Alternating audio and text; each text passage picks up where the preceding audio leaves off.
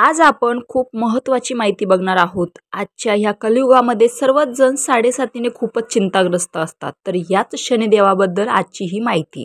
शनीला शनिच्छर म्हणतात, म्हणजे शनिच्छर, कारण हा राशीचक्रातील अन्य ग्रहांपेक्षा मंद गतीने भ्रमण करतो। हा सर्वात दूरचा बाह्यग्रह आहे। पूर्वीच्या काळी फक्त 7 ग्रहांचा शोध लागला होता: सूर्य, चंद्र, मंगळ, बुध, गुरु, शुक्र आणि शनी। युरेनस, नेपच्यून इत्यादी ग्रहांचा शोध वर्तमानमध्ये लागलेला आहे। शनीला डोळ्यांनी पाहिले जाऊ शकते। शनी 3 समकेंद्रीय वलयांनी घेरलेला आहे। हे वलय वेगवेगळे आहे व 2 वलयांमधील जागा पोकळ आहे। शनी एक निळ्या चेंडूला 3 बांगड्यांनी घेरल्याप्रमाणे दिसतो।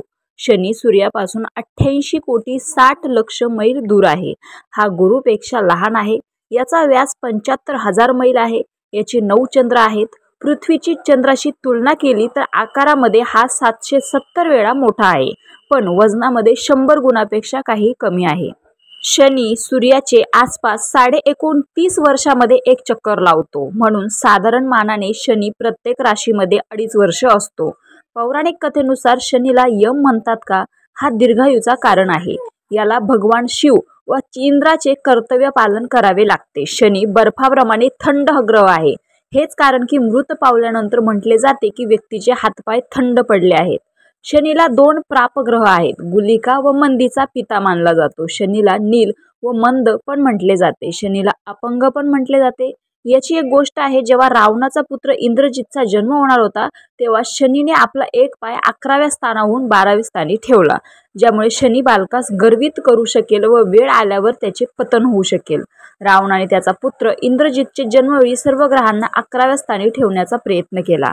त्याचे कारण म्हणजे 11वे लाभस्थानी स्थित ग्रह निसंदेह रूपाने जातकाकरिता चांगला असतो। 12 स्थानामध्ये 11वे स्थानच असे आहे की तो जातकाची समस्त इच्छा व महत्वाकांक्षांची पूर्ती करतो। परंतु देवांना हे परिणाम माहीत असल्याने त्यांनी शनीची प्रार्थना केली व शनीने मुळे देवांना आश्वस्त केले। शनी 11व्या स्थानामध्ये फार शुभ असतो आणि 12व्या स्थानामध्ये पुष्कळ वाईट असतो, म्हणून शनीने आपला पाय 12व्या स्थानी ठेवला। जेव्हा रावणास सूचना दिली गेली की त्याला मुलगा झाला, त्यावेळी शनी ग्रह 11व्या स्थानी नसून 12व्या स्थानी आहे।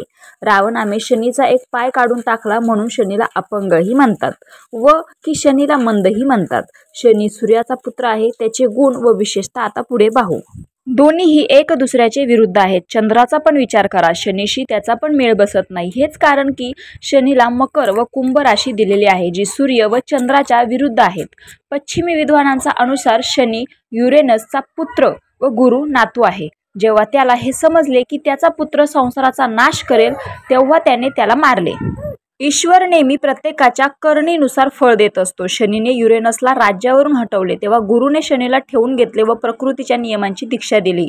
अशा प्रकारे अनेक कथा आहेत। काही लेखकांच्या मते शनी ब्रह्माचा प्रतिनिधी आहे, परंतु सामान्यपणे त्याचे कार्य पाहता त्याची सहमत नाही की शनी मानवीय जीवनाचे कार्य करतो। त्याला भगवान शिवरुद्राचा प्रतिनिधी हा सिद्धांत जास्त योग्य वाटतो।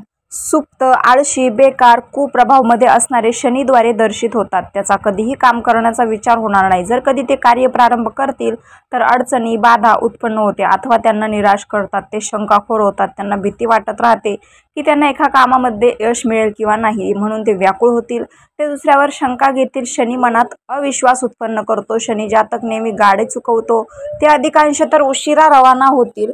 कार्य करण्याकरता, लाभ प्राप्त करण्याकरिता ते स्टेजवर बोलण्याचाही प्रयत्न करतील। ते चांगली तयारी करू शकतील, पण ऐनवेळी फक्त काहीच मुद्दे आठवू शकतात। शनीशी प्रभावित विद्यार्थ्यांनी परीक्षेदरम्यान गोष्टी आठवणार नाहीत, पण जेव्हा ते परीक्षा भवनाच्या बाहेर येतात तेव्हा त्यांना सर्व आठवते। एक शनी जातक आपल्या मित्रांकडे एखाद्या कामानिमित्त जातो। तेथे पोहोचल्यावर वेगवेगळ्या गोष्टींमध्ये गुंतून जातो। तिथे काही बाधा उत्पन्न होते व त्याच्या कार्यामध्ये अडचणी होतात। शनी एक शक्तिशाली ग्रह आहे, मग तो शुभ ग्रह वा रूपाने असो व अशुभ ग्रहाच्या रूपाने। हे पाहावयास हवे की अंतर्दशा शनीचे काय फळ मिळू शकेल। अशा प्रकारे ज्या व्यक्तीचा जन्म मकर व कुंभ लग्नामध्ये अथवा पुष्य, अनुराधा या उत्तरा भाद्रपदा नक्षत्रामध्ये झाला असेल, ते शुभ या अशुभ शनीच्या त्याच्या दशेमध्ये फळ देतील। शनी दीर्घायूचा कारक ग्रह आहे। दीर्घायू स्थानावर अर्थात अष्टम स्थानामध्ये स्थित असेल तर तो जातकास दीर्घायू बनवितो। कारको भवनाशम हा श्लोक शनीबद्दल लागू होत नाही। गुरु उत्पत्ती व विस्ताराचा कारक ग्रह आहे, म्हणून गुरु उत्पादन करतो व शनी नष्ट करतो, ज्यामुळे समतोल राहतो। शनीच्या प्रभावामध्ये जन्मलेले लोक गरम वस्तू पसंत करीत नाहीत, ते थंड वस्तू पसंत करतात। विशेष रूपाने थंड स्थानी ठेवलेली थंड वस्तू पसंत करतात। कारण शनी थंड ग्रह आहे. ते शिळे पण सुरक्षित खाण्यालायक अन्न खाऊ शकतात. शनी आंबट चव पसंत करतील. शनी जेव्हा लाभदायक असेल तेव्हा खरा, इमानदार, कार्य करणारा, विश्वासपात्र, शुद्ध व्यक्ती असतो.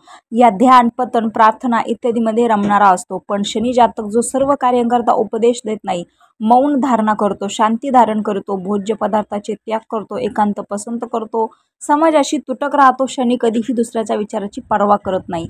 तो एकाग्री, मितव्ययी व गणना करणारा असतो. शनीचा रंग निळा आहे.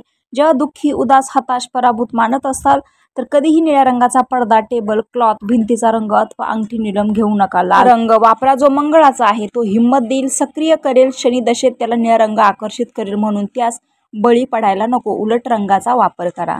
रामकृष्ण हरी.